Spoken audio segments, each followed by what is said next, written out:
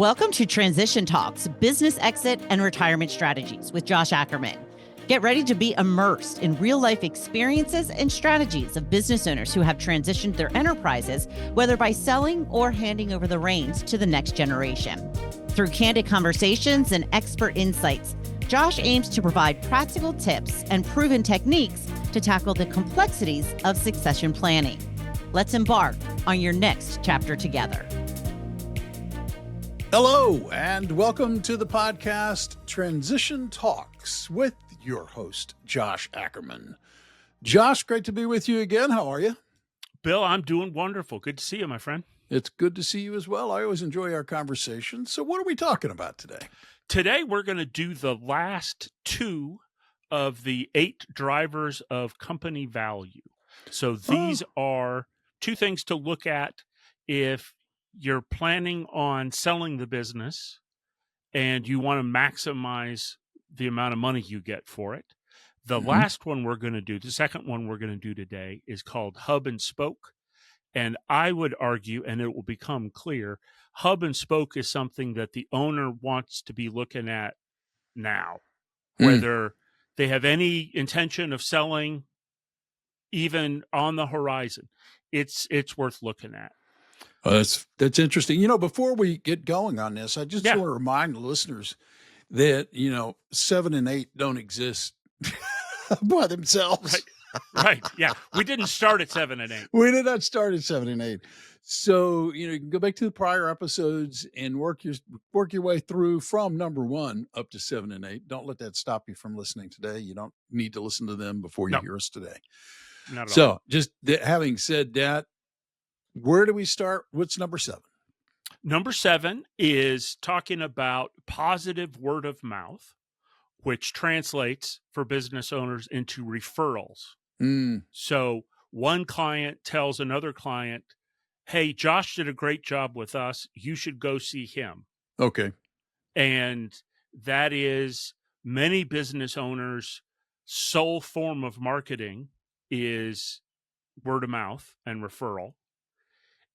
And what we've learned through research, through the Value Builder operation, is it's not as simple as we think it is. Well, how do you mean? Well, so it turns out if you talk to clients, customers, whichever term you use, and you say, how happy are you with our service on a scale of 1 to 10? How satisfied were you with your experience today? The data you get from that is not predictive of a referral. Really? So the client will say, I'm very happy, and may very possibly never refer business, never say anything nice about you. The question that is actually useful, that is predictive, and this was discovered by a consultant from Bain Consulting, and the question is, how likely are you on a scale of 1 to 10 to refer a friend to this business? So it turns out you actually have to ask for what you want in order to get the information. Imagine that. Imagine that. Right. But if you ask, if you have, and the traditional question is on a scale of 1 to 10, and if you ask the question and you have scores between 9 and 10, you're much more likely to get a referral from that client and to get repeat business from that client. So it has to be, just before we go, just so I'm clear. So you want, obviously you want 9 and 10s. I mean, that goes without saying, right? Yeah. And frankly, if I'm happy with a company, I will give them 9s. I don't give a lot of 10s just because I feel like everybody's got some room for improvement on that. But how likely am I? Pretty darn likely. I was happy. But if you get a 7 and 8, does that still count? Is that still good? If you get a 7 and 8, that tells you, if you get something other than the 9 and 10, it tells you that there's work to be done. Oh yeah. Okay. Okay. that there are things that you could improve. Yeah. And so, depending on how you structure the questions, um, if you get the 7 and 8, it's worth digging into that response to find out, why didn't we get a 9? Mm, And you said something very useful, which is, I don't give a lot of 10s. right. And that's important to know, because if you don't give 10s, if that's just how you see the world, and I'm not going to give a 10, I need to know that and maybe adjust my expectations a little bit, Okay. that I've got Bill in this data set and he's not going to give a 10.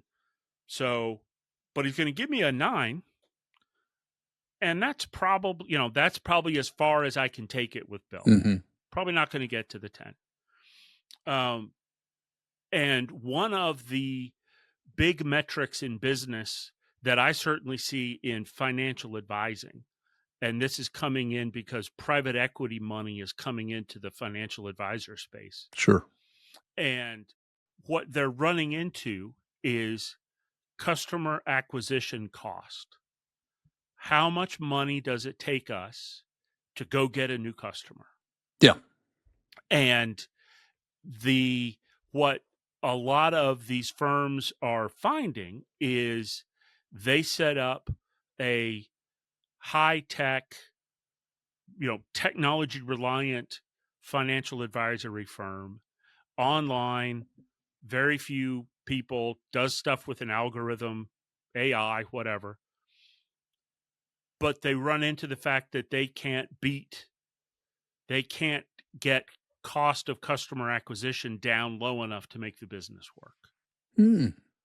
But if you have a customer who's out in the community talking about how satisfied they are with you, how happy they are with you, and anytime someone brings up, hey, I need plumbing, I need construction, I need whatever, Yeah. they say, this is who you should go see. Mm. And anytime they need something, they come back and say, I'd like to buy some more. That's the silver bullet for the business. Hmm. Because that's customers with very low incremental cost of acquisition. Yeah. No, Right? I mean, I don't know how prolific it is, but I definitely will ask. I just needed some work done at my house, and I talked to my neighbor and said, "Oh, by the way, I'm looking at doing this. I noticed you had somebody do it." And he's like, "Yeah, no." And he gave me the name of the guy, and I called him, and he did work, and I was very happy. So and I definitely would refer him on to anybody else. But I mean, I don't know how many people that gets you, but I understand it's sort of, the fail safe of all fail safes. Well, right. And if one customer gets me a second customer, I've doubled the number. Mm, If you get me the math starts to work in your favor pretty quickly. interesting. Now, the danger of this, because like I said, it turns out you have to ask the question, how likely are you to refer? Yep. The danger of this from the business owner's perspective, the business owner's belly button is, I'm asking people whether my baby's ugly. It's true. Right? It's I true. may Yeah. learn something I don't want to know. And so I think there is an understandable level of reluctance to go out and ask this question Hmm. in a systematic way, because there's a fear that the owner may not like the answer. Well, I have to tell you, I have had experiences where I have given companies some very negative reviews. Not like social media crazy reviews, right? Just they didn't do what I needed them to do. I wasn't happy with the services they provided. And I'll be darned, Josh, if that deterred them from coming back to me and asking me to do more work. I was like, "Oh, we really like, and I'm like, no, you did a terrible job. I have no intention of ever using you again. And it's like in one ear and out the other. It's just, they do not pay attention to it. So I'm guessing for folks who are building a business and looking at selling it, there's a lesson in there in terms of you need to pay attention to what you hear. Certainly. And in my experience, the owner of the business, the family-owned business, Yeah. is much more likely to listen to that information. Mm. Because if they don't, you won't be in business for very long. You got to have people showing up with True. money willing to give it to you. True. But True. yes, we've all had the experience of you tell someone this really didn't work, or I filled out a survey for a plumbing company that really dropped the ball and Mm-hmm. got a phone call from a senior vice president Oh, who wow. really wanted to understand why did this go so wrong and Oh, how man, that come would be he so didn't understand it. satisfying because, Oh, that would be, I got to tell you, because I've had some work done here where I had complaints and I wasn't being nasty about it in my review, but I told them they were bad. And then a year later I got a card, for them soliciting me. And seems to be a disconnect in here somewhere. Yes. Before I forget, because everything in business has some kind of goofy name and I never can remember any of this stuff. The score that we're talking about now in terms of referrals and how likely are you and stuff, does it have a name that people would recognize or that they would know within your world? Yes, it's the Net Promoter Score, Net Promoter Score. or NPS. Interesting. Good stuff. So the second point for today is, and we actually talked about this one a little bit, kind of off schedule, but it's definitely worth reviewing, is what's called hub and spoke. Oh, yes. And the idea of hub and spoke is that for some businesses, the owner of the business is at the center, and everything happens around the owner with the owner's involvement. And this is a really interesting area to look at because it's got a lot of different implications that I didn't recognize when I first started looking at this stuff. And the first one would be, and the way that this research was done was they asked the owner of the business, and this is a continuum, and on one side of the continuum, the owner doesn't know clients personally, doesn't know suppliers personally, and is not involved in those relationships. So that's one side. The far other side of that would be the owner knows customers and suppliers by first name, and those relationships, which are vital to the business, those relationships expect the owner's personal involvement in the transaction. And so the owner who's involved in everything has a high hub and spoke score. And one of the interesting pieces of this is a high hub and spoke score also correlates very strongly with a high level of customization. So the business will work with the client, identify what the client wants, and then go and produce exactly what the client wants. And then go do the same procedure for the next client. The danger there, and at the first look, you kind of like, okay, I get that. The first problem with that is that leads to doing a lot of work with a smaller number of larger customers.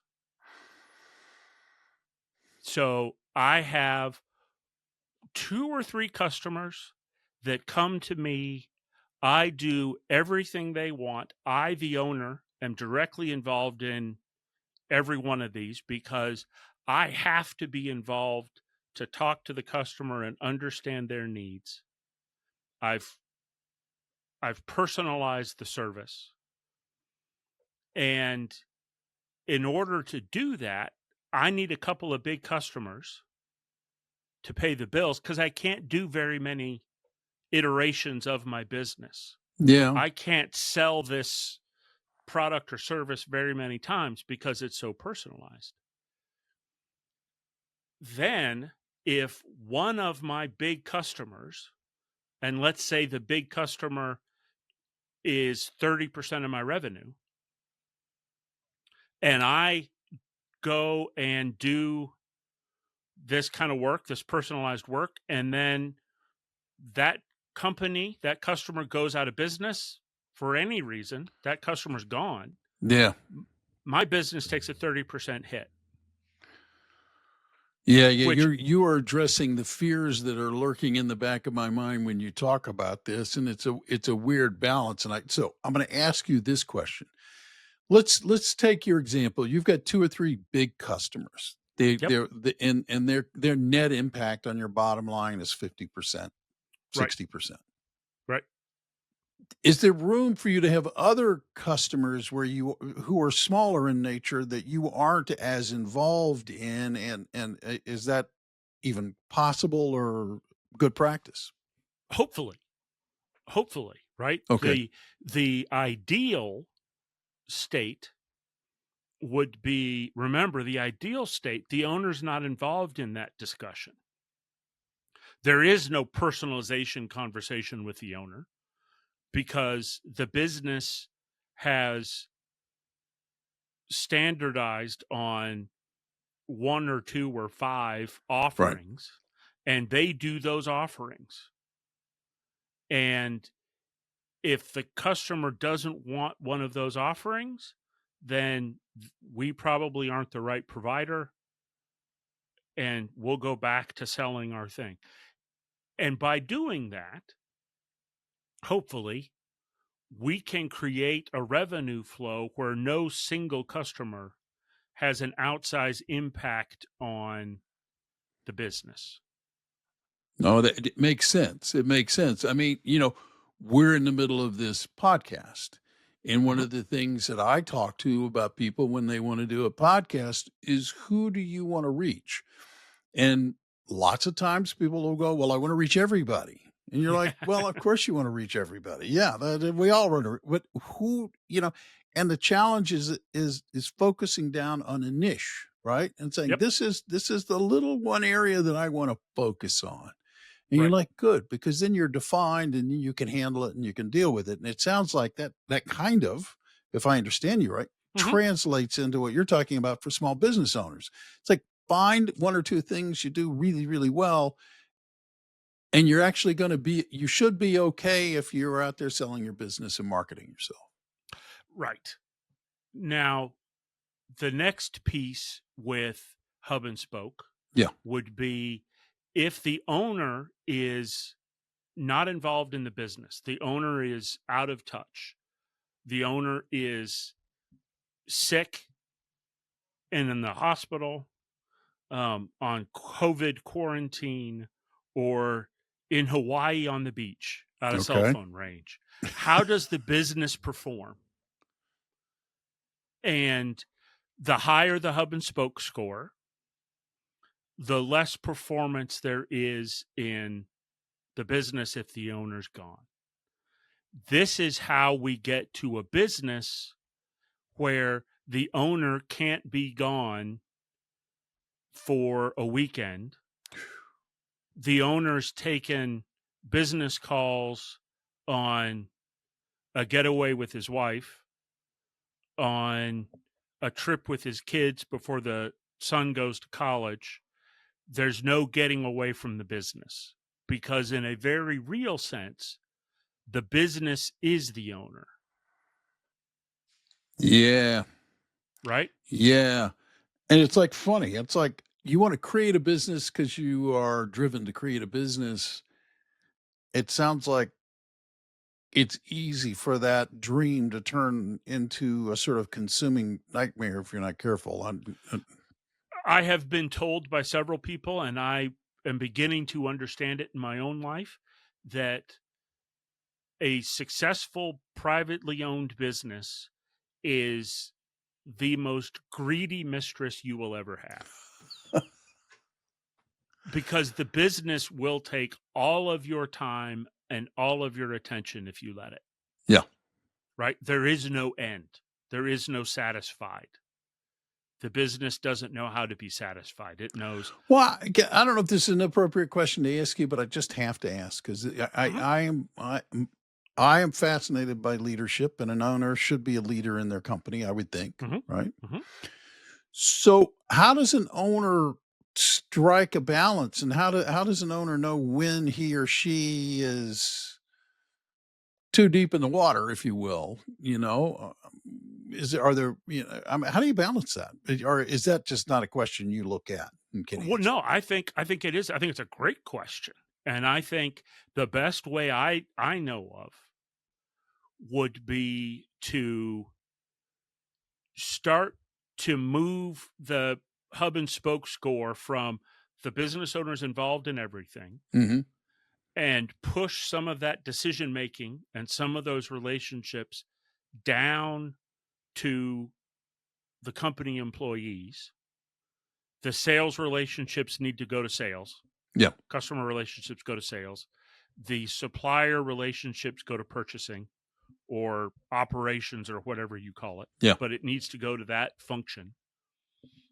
Then take your spouse or your kids or your dog and go away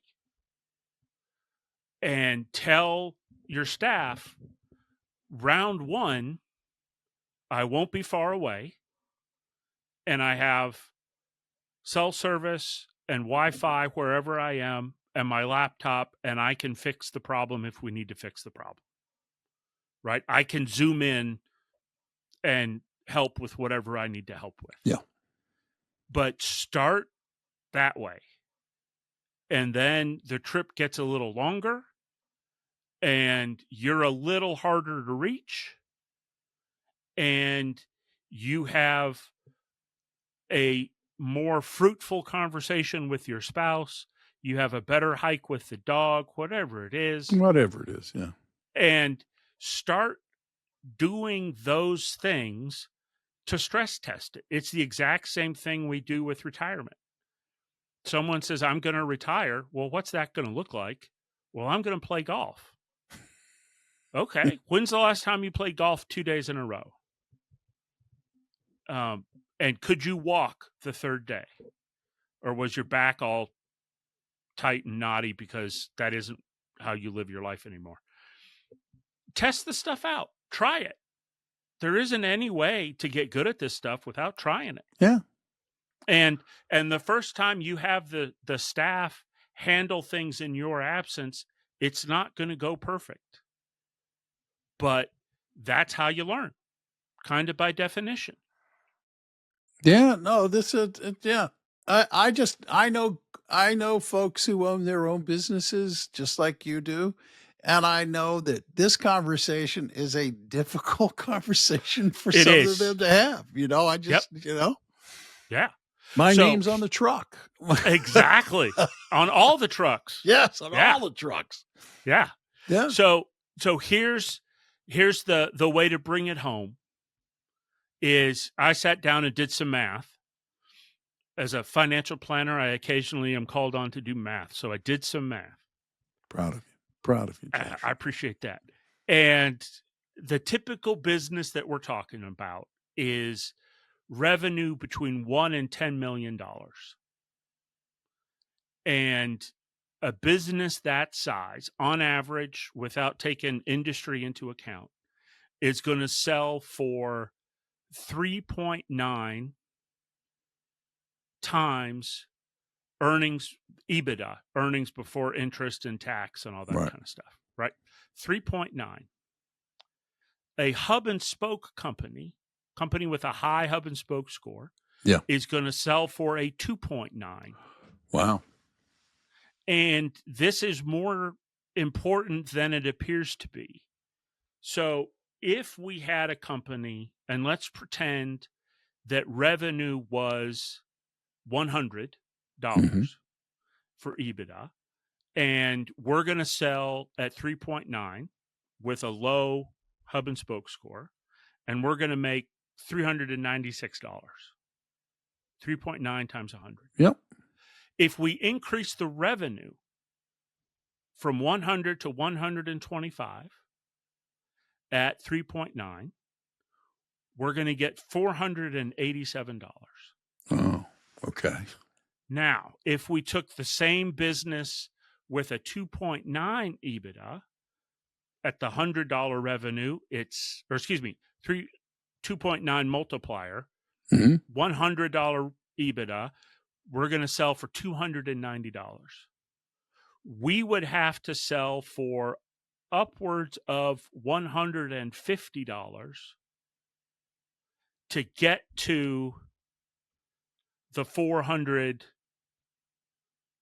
almost $500 that we got to in the first example, which says increasing the multiple is much more important than increasing the revenue.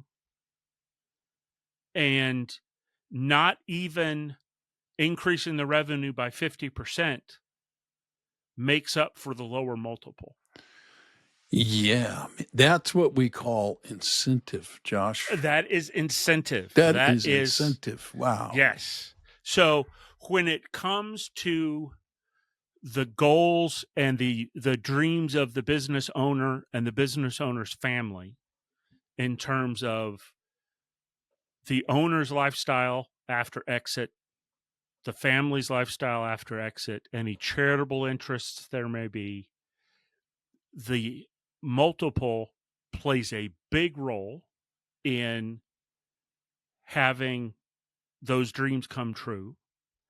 And in terms of the owner's lifestyle and happiness in the business, and this is something that I've seen talking to business coaches and working with clients, if the owner can get themselves out of the hub and spoke and perhaps keep a couple of relationships that they really enjoy, a customer relationship that's 30 years old, they probably really like that person. There's no reason for them to never talk to him again. Right. Yeah, I was just going to say, this doesn't mean you don't talk to your customers. It doesn't mean that you have folks that you've known for a long time. That would be weird to act like you. Right. Yeah. To pretend like you don't see them. Yeah. Exactly. That's not it. No. But if the customer, the owner who comes into us and says, I'm done, I'm out, I don't want to be doing this anymore. Yeah. Sell the business and send me a check, is completely different from the customer who did the work to get themselves out of the middle and had a business where they were as involved as they wanted to be, but the business itself was capable of running without them. And when you do that work, it is not uncommon for the business owner to turn around and say, well, I don't want to sell this thing. I'm having fun. I'm doing some traveling with my family. I'm continuing the relationships that I want to continue. But the stuff that drove me crazy 2 years ago, I don't do anymore. I have people who do that. And so it isn't always, these conversations aren't always tied directly to selling the business and locking the door. Right. Right. One more thing to close because I forgot it. Another potential situation with hub and spoke, and this is my language I use with planning clients because it's a little easier to digest. The business that is the owner, where the owner is the hub, Yeah. if that owner is hit by falling space junk on a beach somewhere, and that owner is not coming back to the business, that business very probably doesn't have any value. Wow. Yeah, that's interesting. Right? That's surprising. It is not surprising. And, one of the things I was thinking about here, and I don't know that it would matter to anybody who's, has a business and is looking to sell it. But if you have a low score, i.e. you are tangentially involved in your sales and your operations and everything are running the business as they should, it seems to me that you've created a business where if someone's coming in to buy it, the people who work there have value to the people acquiring the company. Yes, definitely. Yeah. And that would be referred to as enterprise value. So there's value in the business itself versus the hub and spoke business where the value is in the owner's smartphone. Yeah. His or her notes and his or her relationships, and that's the value. Or the value is in the processes and the structures and the people that work there. And a common comment from the business owner looking for the exit is, I need to find someone to buy the business who's going to take care of my people. Yeah.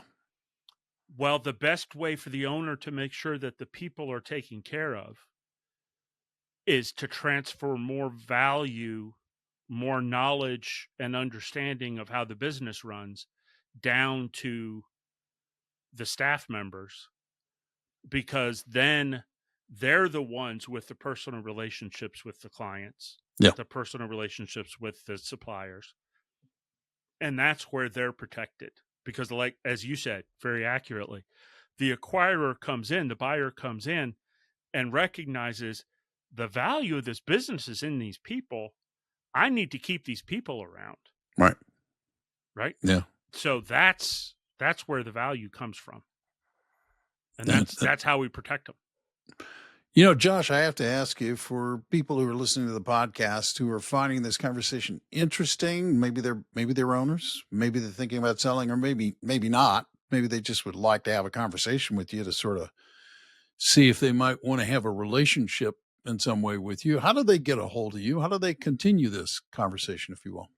Best way would be the website is contextfinancial.com. Context as in the context of a question. And email and phone number are available there. And I'm always interested in a conversation. Yeah. And I would encourage you, if you're listening to this conversation and find it interesting, give them a call. I think you might find it really worthwhile. The other thing I would ask you to do, which is really simple, is just reach out and become a subscriber. That part's easy. No effort involved, just a touch. That way, whenever Josh drops a new episode of this podcast, you will be notified, and then you can give it a listen. The other thing, and it came up earlier in this podcast, if you like this podcast, if you find it interesting, if you find it useful, tell people about it. Give them a 10. Okay, maybe I give them a 9, but you give them a 10. Word of mouth promotion is really important. And I would give Josh a 10, by the way. I really would. No kidding. So until next time, I'm Bill Tucker, thanking you for taking the time to listen today. On behalf of Josh and everybody at Context Financial, thanks. And we'll see you next time. And I will remind you before we go that you can go out today and make today a great day or not. It is your choice. Choose wisely. Until next time. Thank you for listening to Transition Talks, Business Exit and Retirement Strategies with Josh Ackerman from Context Financial. Are you a business owner looking to sell or make a transition? Connect with Josh on social media using today's show notes links. You might just be his next guest. To ensure you don't miss a new episode, please click the follow button. The information covered and posted represents the views and opinions of the guest and does not necessarily represent the views or opinions of Context Financial. The content has been made available for informational and educational purposes only. The context is not intended to be a substitute for professional investing advice. Always seek the advice of your financial advisor or other qualified financial service provider with any questions you may have regarding your investment planning.